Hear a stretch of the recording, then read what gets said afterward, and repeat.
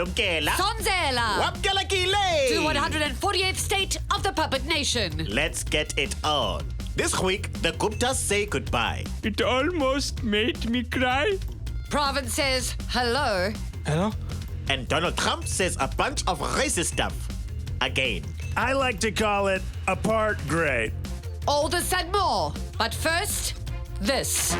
The DA have come out in favor of university fee hikes. Probably because their voters can afford them. Minister Nzimande needs to be firmer with the students. How exactly? I'm reminded of the great saying, spare the rod and spoil the child. I think it was Jesus who said that. You want Blade to spank university students? That sounds like a tabloid headline. No, not literally. Metaphorically. Show them who's boss. I'm actually quite impressed that you haven't even mentioned the money from Kandla. If Zuma hadn't wasted all that money on Kandla, Hey, did you read my notepad? No, Mercy. Justice is actually psychic. It's more of a curse than a blessing. The ANC commemorated the UDF this week. And House Speaker and ANC chairperson Malema managed to multitask and use the event to diss Marius Fransman. With that man in charge, the people of the Western Cape do not recognize the ANC they once knew. Why have you got your gavel? Parliament isn't in session. In case Marius catches feelings about me, this is the Western Cape, Justice. It is not safe here. You called the commemoration of the UDF a nostalgic moment. Nostalgic for what? Obviously not apartheid, but a time when comrades cared more about their struggle than their pockets and their umtondo. This is not fair. I am not the only reason. Yeah. Does Figel and Balula have competition for his crown? Last week, EFF leaders suggested Malusi Gigaba might be the minister of Instagram. This is preposterous ludicrosity. Have you seen the size of my follower count? But my OOTDs are on fleek. My hashtags are next level. Hashtag boom. I am cute and adorable. Shame. It is adorable that you are trying so hard. Okay, you can be my Instagram deputy. Hashtag Minister of Instagram. Not if I post it first. Loser. Look at this book. I'm so stoked with this book. I often read it to myself before bed. And then Helen Ziller reported the truth and saved the day and became a hero forever. This writing is just so compelling. Packed with interesting facts and several of my opinions, everyone will love my book. Moosey? Oh, Lord! Help me! I noticed that you left your signed copy of my book at my house when you came over, so I brought it for you. I know how desperately you must want to read it. This book is the only gift you'll ever need to give anyone. Did you get to the bit where I put Suma in his place yet? Did you? If you order now, you get a free tweet from me personally thanking you for your support, as well as at least 15 SMSs from our DA system. Don't delay. Get Not Without a Fight today. No, you can't make me. The Guptas are gone from South Africa. Just as soon as they can sell up, the family will be leaving South Africa behind. I guess they smelt the blood in the water. Dear South Africa, it's not us, it's you. We thought we could teach you our way of doing business, but, well, you just don't want to learn. I'm going to miss your money chows. I'm going to miss puppeteering your president. I'm going to miss people calling what we did on ANN 7 News. Like, hello, I am a newsreader. Don't laugh, we are being aloof. We hope that in time you will remember us affectionately. Or else never speak of us again. I'm not ashamed to say that saying goodbye to you, it almost made me cry. There was something in my eye that night. My tears were bright. Oh, Jacob. They were shining there for you and me. Corrupt activity. Oh, Jacob. And now we turn to Pretoria Girls High. Black students at the school made headlines this week when they protested hairstyle restrictions that, among other things, forced them to straighten their hair. With us now, we have a former high school teacher to give his comments. Thank you for joining us. No problem, Deborah. I'm not a racist. This is a very bad start. I myself have had an afro before, and I loved it. Even worse. But this is about school tradition, and what is an education without tradition? Still in education? And this isn't a racial thing. The white students have to obey grooming regulations as well. So it doesn't matter that your rules are narrow-minded as long as they're narrow-minded for everyone? Exactly. No, you're putting words in my mouth. I'm surprised there's space in there with all of that shit you talk. Deborah, he's not worth it. Can you imagine all the terrible, awful things that would happen if we let children have whatever hair they wanted? Like what? They could conceal wildlife in it. I'm sorry, what? They could be smuggling drugs onto school premises or secretly weave anti-administration messages or... wait. Hang on. While you mull that over, we'll continue with the show. Pravin Gordon has had a tough time in recent weeks, with speculation mounting that he will soon be arrested in connection with SAR's alleged rogue unit. The minister has put on a brave face in public, but with all the harassment he has faced from the Hawks lately, it seems like he's caught up in a real-life horror movie. No.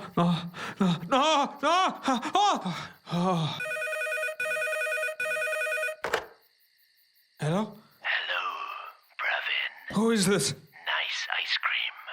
My favorite flavor. Look, I don't know how you got this number, but don't call here again. Huh? Is someone there? Oh, okay. No one there.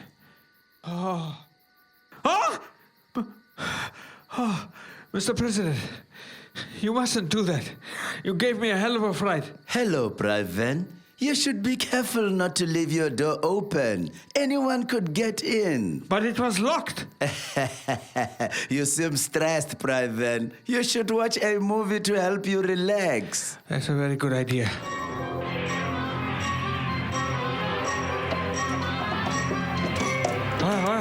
What is that?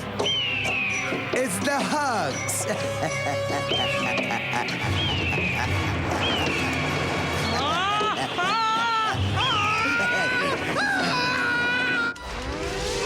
Fronting has been in the headlines recently, with Malema accusing the Guptas of fronting and a workshop on fronting being boycotted. Fronting is traditionally a means of bypassing BEE laws, but could also be a means of bypassing being a Gupta. We must be vigilant, Deborah. For all we know, justice, for example, could be a Gupta front. Hey, I'm definitely not. I'm pro enough to prove it. So you say, but that's a very nice jacket. Thanks. Gupta front sounds like a bad weather system. What are you doing to prevent corruption, storms, and state capture precipitation? I'm putting together a dossier of companies displaying suspicious Gupta-like behavior for us to study further. What's an example of Gupta-like behavior? Those who hold highly suspicious breakfasts and run dodgy media outlets. I suspect Iqbal. There's definitely something brewing there. Better grab your umbrellas, folks. The Gupta front is about to break.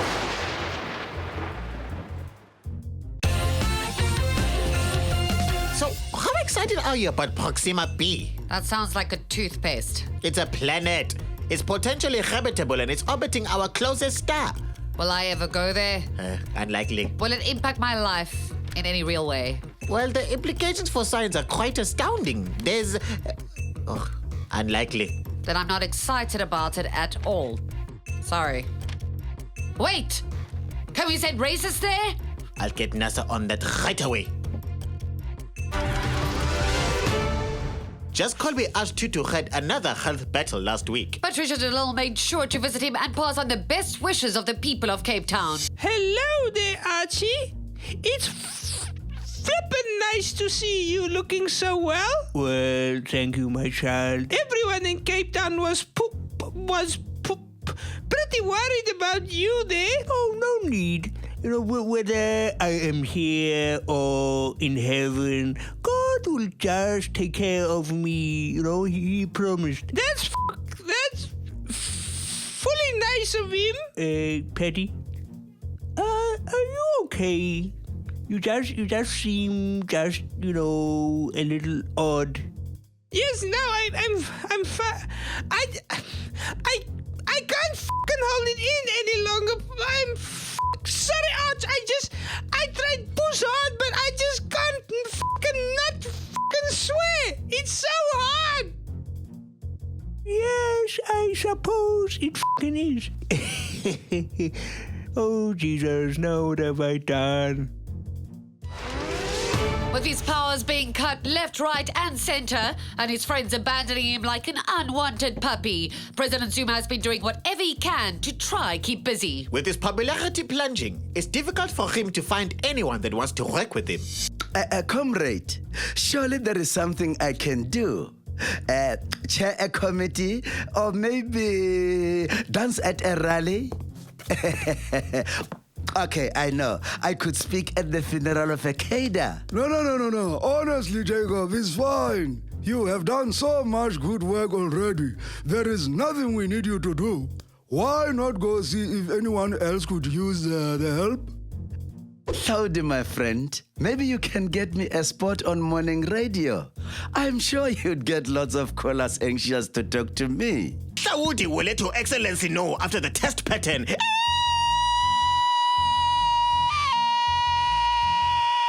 Listen carefully, Hashim. I could come in after you on the betting order.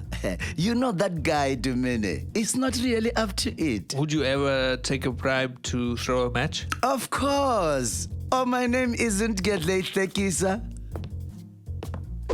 Maybe when you reveal it's you at the toll gate and not really a government toll, and you say it's me, Leon Schuster, then I could point and laugh.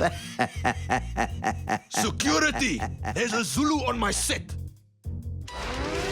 The Springboks are not playing as well as they often do. Wow, Deborah. Insightful rugby commentary there. Cry me a river. Coach Alistair Coetzee came in for extreme criticism after the Boks lost to Argentina, much of it from former coach Peter De Lille.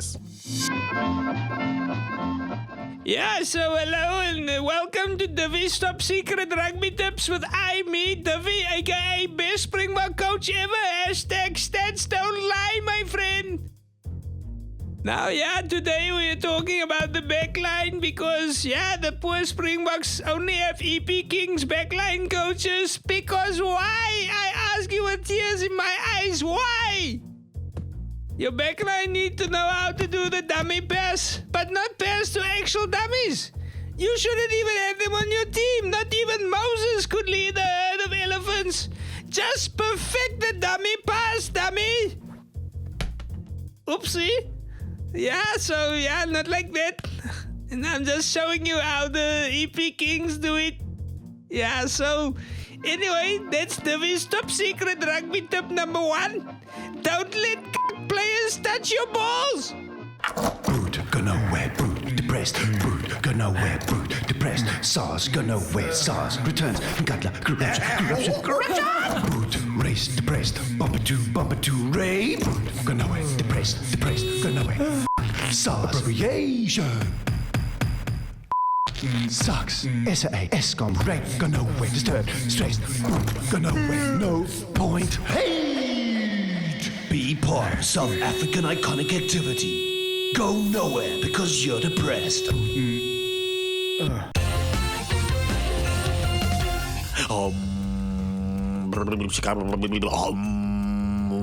Whoa. I am getting a psychic signal. You know you're not actually psychic. I sense that Rian is near.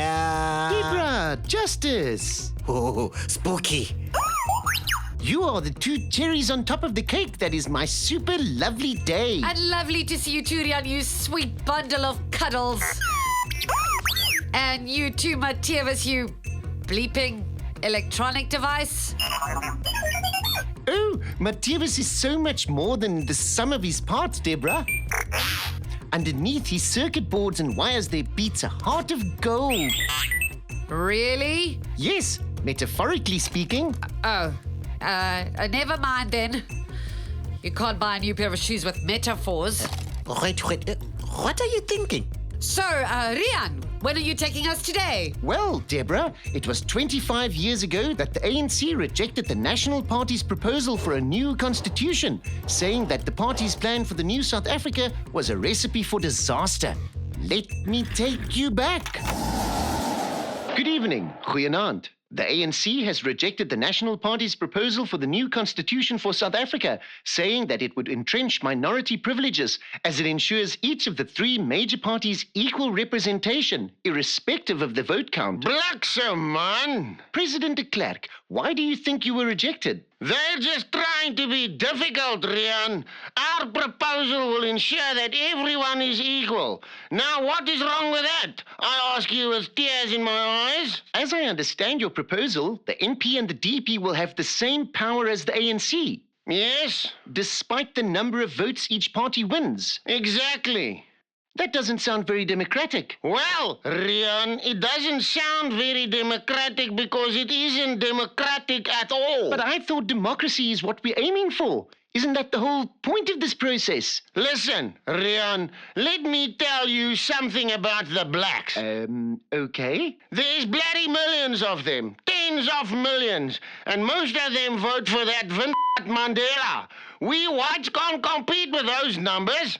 Look, there's one of them now. They're everywhere. Ooh, Mr. Cyril Ramaphosa, Secretary General of the ANC. Thank you for joining us. Oh, Mr. de Klerk. President, oh, Mr. de Klerk. Why are you wasting all of our time with this ridiculous proposal, entrenching white privilege, keeping the apartheid homelands? Hey! Leave the homelands alone. That's where my people go to gamble. Well, you know, I have no beef with people making money, but you can't gamble with our democracy. Well, the DP and the IFP like it, so that's 3 against 1. We win. I don't think it works like that, Mr. President. Tell you what, I'm a reasonable man. How about you let the NP rule the country on Tuesdays, Thursdays, and Fridays? No deal.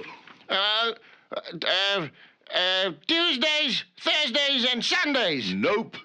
Just Tuesdays and Thursdays. Still no. Mr. President? Just Tuesdays then. Must I say nee before you understand? Vraggies, this is embarrassing. I've only read the new Harry Potter. Oh, and? She just couldn't choose just one story. Just commit. None of these parallel universes. That's lazy. You might wish for an alternate universe if the Americans elect Trump in November. You know, Deborah, one of the parallel universes was a dystopian future led by an evil villain intent on destroying all who went of pure blood. Let's not go there. For now, let's go to Scott at our US desk.